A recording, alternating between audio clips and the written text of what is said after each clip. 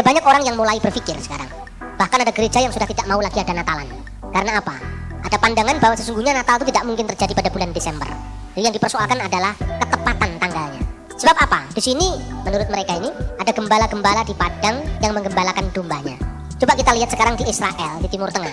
Apa mungkin pada bulan Desember yang sangat dingin itu ada gembala-gembala yang menggembalakan dombanya di padang? Itu tidak mungkin. Paling-paling gembala itu hanya bisa menggembalakan dombanya kira-kira pada bulan Oktober paling akhir. Karena setelah itu sangat dingin. Nah, atas dasar itu kemudian beberapa kelompok mengatakan tidak perlulah kita Natalan lagi. Karena Natalan itu sesungguhnya merupakan pemeliharaan dari ritus-ritus pagan, ritus-ritus kafir, penyembahan dewa matahari yang tak terkalahkan, dan kemudian diambil alih gereja untuk Natalan. Nah, kira-kira bagaimana sikap kita sekarang? Pertama, harus dikatakan bahwa apa yang disebut dengan padang gembala dalam konteks ayat ini? Apakah itu padang gembala dalam makna biasa atau dalam makna yang lain? Alfred Edersheim dalam bukunya yang berjudul The Life of Jesus, The Messiah, dia mengatakan berdasarkan penelitiannya atas naskah-naskah Yahudi kuno bahwa penampakan Sang Mesias di berita Sang Mesias di padang gembala itu bukan padang gembala dalam arti yang biasa. Salam sejahtera. Jumpa lagi dengan channel The Clarifikator. Di video ini kita bahas statement yang menyatakan tanggal 25 Desember adalah perayaan Dewa Matahari. Sebelumnya, mohon kerelaan saudara-saudaraku untuk like, subscribe, tekan tanda lonceng, and share, agar channel ini bisa terus menyampaikan klarifikasi ringan tentang hal kontroversial di sekitar kita. Mari kita mulai.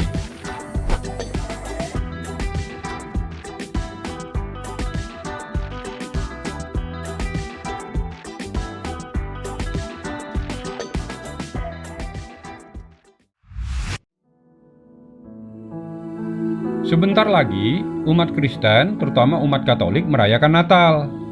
Hari kelahiran Tuhan Yesus Kristus yang jatuh pada tanggal 25 Desember. Di hari tersebut, Yesus dinyatakan secara langsung sebagai Tuhan oleh malaikat di depan puluhan gembala yang sedang menjaga domba-dombanya, sekaligus menjadi saksi pernyataan para malaikat tersebut. Seperti tertulis di Injil Lukas 2 ayat 10, malaikat berkata kepada para gembala, "Jangan takut, sebab sesungguhnya aku memberitakan kesukaan besar untuk seluruh bangsa." Dilanjut ayat 11, "Hari ini telah lahir bagimu juru selamat, yaitu Kristus Tuhan di kota Daud." Di ayat ini, tegas malaikat berkata Kristus adalah Tuhan. Luar biasa dan penuh sukacita bagi saudara-saudaraku umat Kristen, bahwa ketuhanan Yesus Kristus adalah nyata, bukan klaim dirinya sendiri, tapi dinyatakan langsung oleh malaikat yang disaksikan puluhan manusia. Ada pendapat pihak-pihak tertentu yang menyanggah tanggal 25 Desember adalah hari kelahiran Tuhan Yesus Kristus dan menyatakan bahwa tanggal tersebut adalah hari perayaan kelahiran Dewa Matahari yang dilakukan sekte penyembah Dewa Matahari. Pendapat tersebut barangkali yang membuat sebagian denominasi Kristen ada yang walau tidak secara tegas tidak merayakan hari Natal pada tanggal 25 Desember. Apakah pendapat tersebut benar? Mari dengarkan pendapat ahlinya pada video berikut ini, agar tidak diombang-ambingkan oleh pendapat yang membuat bingung keimanan sebagian umat Kristen. Mari saksikan dengan seksama, agar dapat dipahami. Natal itu kelahiran Dewa Matahari? Saya katakan 1000% salah. Itu ungkapan yang tidak ada data historisnya sama sekali. Tapi anehnya, di gereja itu termasuk di STT, semua membebek mengiyakan bahwa Natal 25 Desember itu adalah Sol Invictus. Dan dahulu saya menganut itu. Yang kemudian dikristenkan supaya memudahkan orang-orang penyembah berhala menjadi Kristen. Katanya, kata saya 20 tahun yang lalu juga begitu. Tatkala kemudian saya mengakses data-data kekristenan Timur, saya mendapatkan banyak data dari biara Wadi El Natrun, dari biara Saint Anthony. Baru saya ngerti itu ungkapan latah yang digetok tularkan tak henti-hentinya. Pertama begini, tidak ada satu potong pun dokumen yang mengatakan Dewa Matahari lahir 25 Desember sebelum abad keempat. Jadi pernyataan Dewa Matahari lahir 25 Desember itu zamannya Kaisar Julius Simurta. Kenapa disebut Julius Simurta? Kaisar Julius itu abad keempat itu hidupnya, dulunya seorang Kristen, lalu membalik ke agama pagan, lalu membajak kalender liturgis Natal sebagai kalender Sol Invictus. Saya ngomong begini kita kanan juga di data beneran. Saya akan tunjukkan satu-satu datanya supaya clear gitu. Pertama, sebelum tahun 300 250 sekian. Tidak ada satupun yang mengatakan 25 Desember itu adalah kelahiran Sol Invictus atau Dewa Matahari yang tak terkalahkan. Bahkan sebelum di Barat, tahun pertama yang mengatakan bahwa Desember berkaitan dengan Saturnalia, pemujaan dewa yang berkaitan dengan titik balik musim dingin, itu baru terjadi tahun 274 Masehi, zaman Kaisar Aurelian. Bapak Ibu tidak percaya, cari mata uang Aurelian yang tertulis di situ, banyak di internet itu tertulis Pontifex Solus, penguasa sang matahari. Itu baru tahun 274 Masehi. Natal sudah dirayakan tahun 126 Masehi, Misa 24 Desember di Roma oleh Paus Telesphorus. Sumbernya dari mana? Sumbernya ada di buku kuno yang berjudul Liber Pontificalis. Liber Pontificalis itu adalah catatan tentang pemimpin-pemimpin gereja Roma sampai generasi ke-8. Itu tahun 126 Masehi. Catatan kedua, tahun 160 Masehi, Uskup Theophilus di Kaisarea Israel sudah merayakan Natal. Dia mengatakan, marilah kita rayakan Natal yang akan jatuh pada tanggal 25 Desember beberapa saat yang akan datang. 160. Saturnalia, perayaan puncak musim dingin itu tahun 274. Ini tahun 126, 170. Baru kemudian di timur mulai dihitung. Siapa yang mengkanonkan pertama kali Natal menjadi perayaan gereja? Bukan di Roma, bukan di Konstantinopel, bukan di Antioquia, tapi di Alexandria.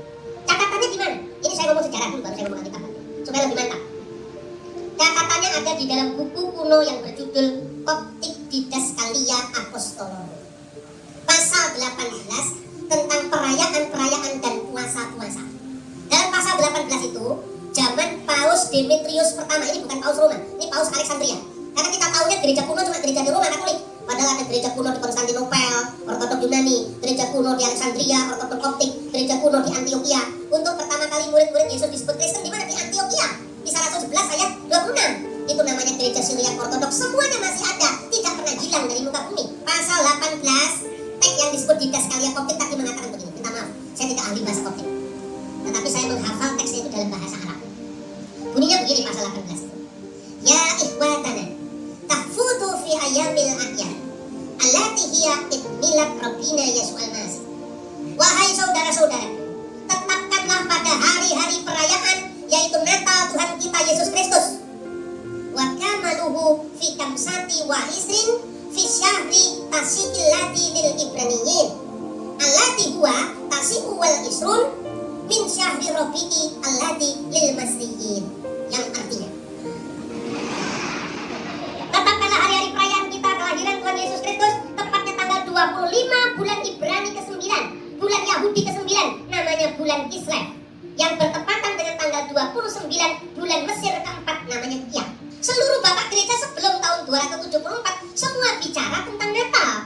Sementara tidak ada sepotong pun dokumen yang mengatakan Dewa Matahari lahir 25 Desember. Terlanjur mualaf salah lagi, datanya tidak karu-karuan. Bayangkan, tahun 125 catat, 160 catat, Coptic Didascalia Apostolorum tahun 189 Masehi. Akhirnya oleh Hippolytus, Santo Hippolytus, Hippolytus muridnya Irenaeus, Irenaeus muridnya Polikarpus, Polikarpus muridnya Rasul Yohanes muridnya Yesus. Sekitar tahun 220-an dia mencatat begini.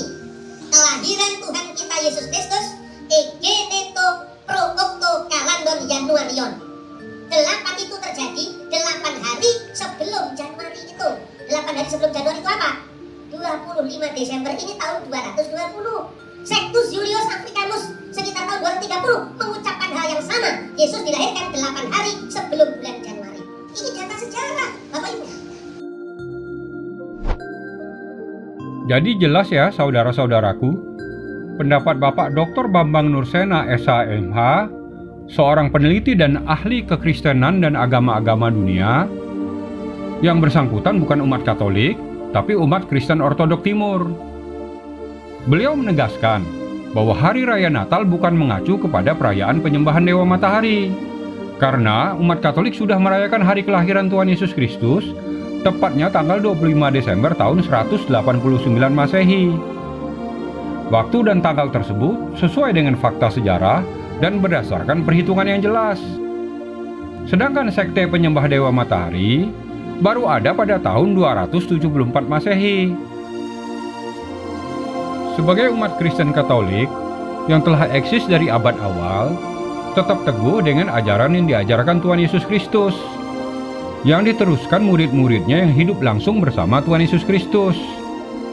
Tidak perlu goyah dan terombang-ambing oleh informasi dan ajaran yang datang 600 tahun, bahkan 1500 tahun setelahnya, yang karena perjalanan waktu pasti bergeser dari ajaran asli, bahkan bertentangan dengan yang diajarkan Tuhan Yesus Kristus.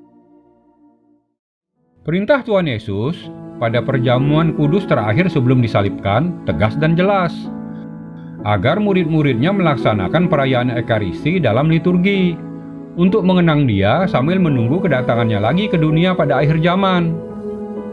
Sudah menjadi hukum alam bahwa yang datang belakangan adalah peniru atau KW dari yang telah eksis lebih dahulu. Salah satunya sekte penyembah Dewa Matahari yang meniru waktu kelahiran Tuhan Yesus Kristus. Tradisi perayaan Ekaristi terus dilaksanakan dan dipelihara oleh Gereja Katolik sebagai gereja yang didirikan langsung oleh Tuhan Yesus Kristus. Dan sebagai wujud cinta yang tulus kepada Tuhan Yesus Kristus, umat Katolik sangat menghormati Bunda Maria sebagai Bunda Allah, sesuai amanat Tuhan Yesus kepada muridnya, agar menerima dan menghormati ibunya seperti tertulis di Injil Yohanes 19 ayat 26-27. Sekali lagi menghormati, yang disebut dulia atau hiperdulia dalam Gereja Katolik, yang artinya penghormatan kepada orang-orang kudus termasuk Bunda Maria, bukan menyembah atau latria, yang artinya penyembahan kepada Allah, seperti yang disalahpahami beberapa pihak. Menyembah dan meminta hanya kepada Tuhan Yesus Kristus. Kepada Bunda Maria hanya menghormati, agar Bunda berkenan memperkuat doa yang dipanjatkan langsung kepada Tuhan Yesus. Orang tua dan senior atau atasan saja dihormati, masa Bunda Allah tidak? Bagaimana mungkin mencintai Tuhan Yesus jika tidak menghormati ibu yang melahirkannya? Jadi mari rayakan hari Natal pada tanggal 25 Desember dengan mantap dan penuh sukacita. Semoga sukacita Natal yang sebentar lagi tiba semakin menguatkan iman umat Kristen dengan terus menyebarkan cinta kasih kepada sesama dan seluruh kehidupan serta sekalian alam, sesuai ajaran Tuhan Yesus Kristus. Merry Christmas and Happy New Year untuk saudara-saudaraku yang merayakan. Demikian video ini, semoga Tuhan yang Maha Kasih dan Maha Penyayang memberkati kita semua. Amin saudara-saudaraku.